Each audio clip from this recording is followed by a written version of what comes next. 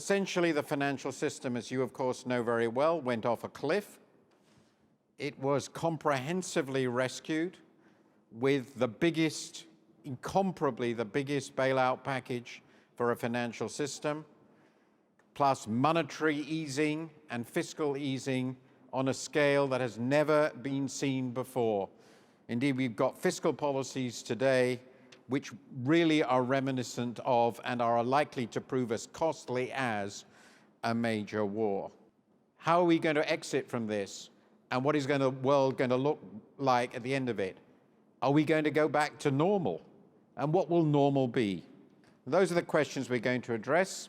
And the panel, as you know, if I may introduce you, or to my right is Peter Sands, who's the Group Chief Executive of Standard Chartered. To his right, quite appropriately, we have someone from Hong Kong, very well known here and elsewhere, Ronnie Chan, Chairman of Hang Lung Properties. And finally, on his right, Bill White, who's now Chairman of the Economic and Development Review Committee of the OECD.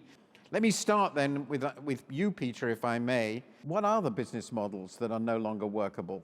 What does that mean for the future of the financial system in general and the banks in particular? Well, one of the biggest and proudest business models in the world until this time last year was the US broker-dealer. Within a week of events of Lehman collapsing, that model basically ceased to exist. I think the full ramifications of that change still have to flow through.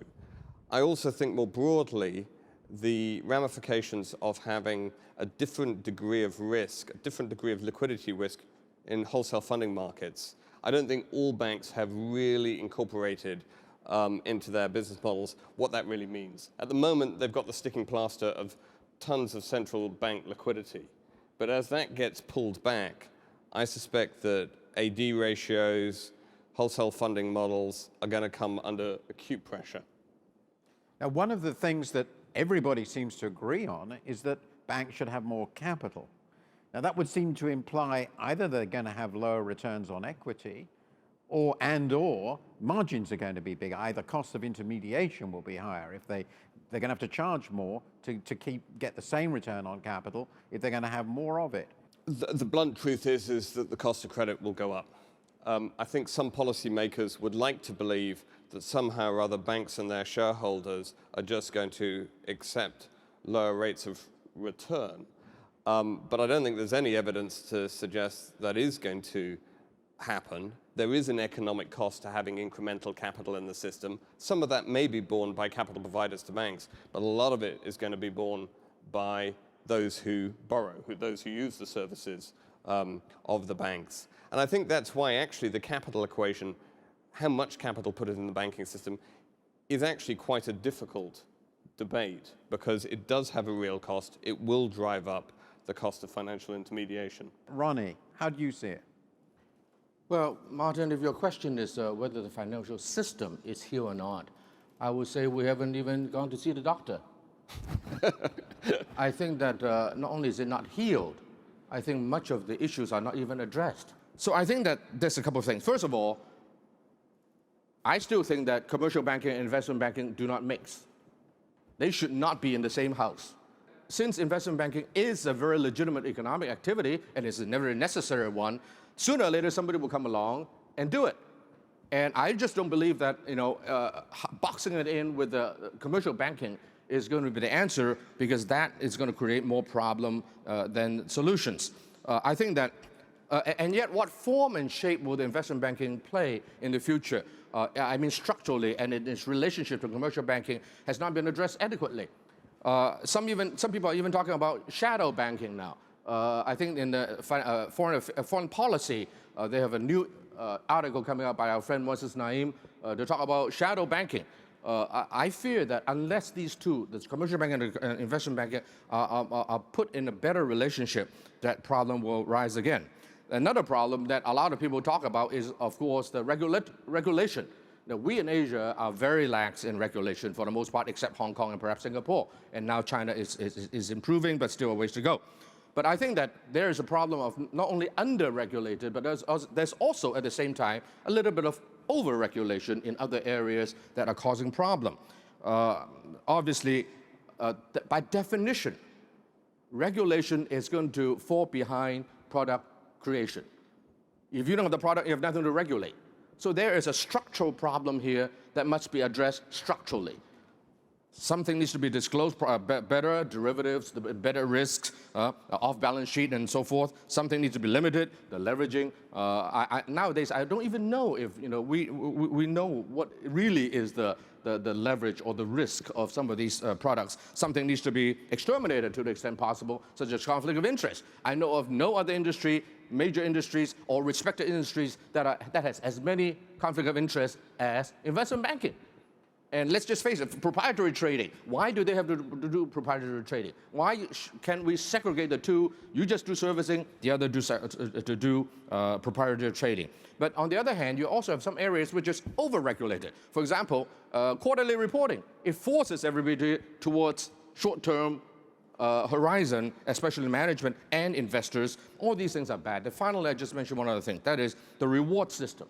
The reward system has several problems. Number one, it's asymmetrical. So many of these funds, if the company does well, it's mine. If it loses money, it's investors. Hey, good deal. I think that I'm an old-fashioned guy. I believe that the old-fashioned British merchant banking type of arrangement is still the best. Partnership. If you really want to solve the problem, go back to partnership. So that if you were to take excessive risk, and when you lose money, your own personal money is at stake. I think that is a great way to go. Bill, beyond what Ronnie has commented upon, almost all of which I agree, there's another aspect of this question of the healing of the financial sector, which is a point many have made, is what is emerged. Who are the winners of this crisis? The winners of the crisis are oligopolistic mega banks, too big to fail. You raise a medium-term issue, which I think is extremely important. When you think about who's come out of this thing ahead, we worried, or at least some of us worried, about banks being too big and too complex to fail. And the honest truth is that 2 years into it, the banks are even bigger and more complex, and in many respects, less well understood than they were before. And Ronnie has sort of made the point here specifically about investment banks, merchant banks, whatever. It is interesting to reflect on the fact that everything that's big now is essentially a universal bank, which is precisely what Glass-Steagall was trying to avoid. So we have some problems here going forward. Now, what's the particular character of the problem? I worry about two things, and I think each of them is equally plausible. One of them is that these big banks now, supported in many respects by government in various ways, will turn out to be zombie banks, and that they will not provide the kind of financing that's required for the economy to move upwards. That is a real danger.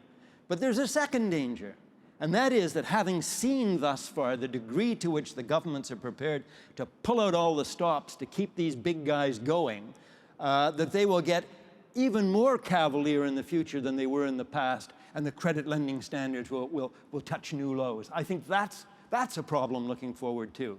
Now, what do we do about these guys that in a sense are too big to fail? For a starter, I think we need to have new laws, resolution laws for big banks, laws which unfortunately will allow for the transformation of loans into equity. I think in that kind of context, we need international agreements about burden sharing, because many of these banks are really, really big. An idea that I like, and that I think many others like too, Lord Turner's talked about it, is the living will. The idea that institutions must themselves have a plan to close themselves down, a plan that's credible to the regulators, to close themselves down over a weekend, and if they can't do that, then they have to become less complex so that they will be able to close themselves down.